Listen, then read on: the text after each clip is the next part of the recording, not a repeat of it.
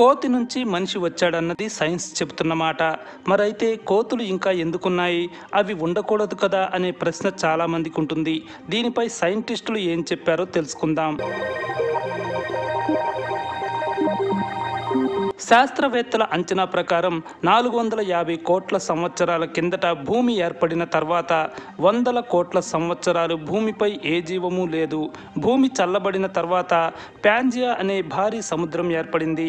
ఆ సమయంలో ఖండాలన్నీ కలిసి ఒకే ఖండంగా ఉండేవి. ఆ భారీ సముద్రం నుంచే వైరస్, బ్యాక్టీరియా వంటి సూక్ష్మ క్రిములు ఆవిర్భవించాయి. క్రమంగా అవే రూపాంతరం చెందుతూ కోట్ల సంవత్సరాల్లో రకరకాల సముద్ర జీవులుగా మారాయి. ఆ సమయంలోనే ఏకఖండం కాస్త వేర్వేరు ఖండాలుగా విడిపోయింది.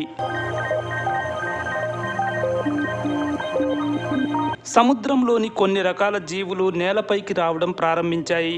ఇది జీవ పరిణామ క్రమంలో మరో ముందడుగు అయ్యింది.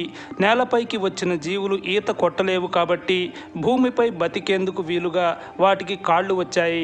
మరికొన్ని జీవులు ఆకాశంలో ఎగిరేందుకు ప్రయత్నించాయి. వాటికి రెక్కలొచ్చాయి.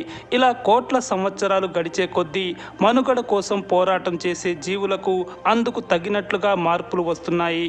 దీన్నే శాస్త్రవేత్త చార్లెస్ డార్విన్ జీవ పరిణామ క్రమ సిద్ధాంతం అంటారు.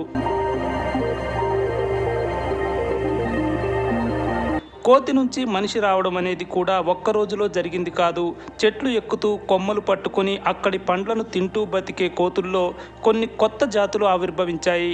చింపాంజీలు, ఒరంగుటాన్లు, గొరిల్లాల వంటివి అలా వచ్చినవే. ఆ తర్వాత వాటి నుంచి వచ్చిన జాతే మనిషి జాతి. కొత్తగా వచ్చే ప్రతి జాతి దాని ముందు జాతి కంటే అన్ని రకాలుగా మెరుగుగా ఉంటుంది.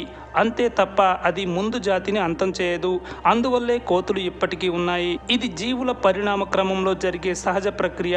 భవిష్యత్తులో మనిషిని మించిన జీవులు రావనే గ్యారంటీ లేదు.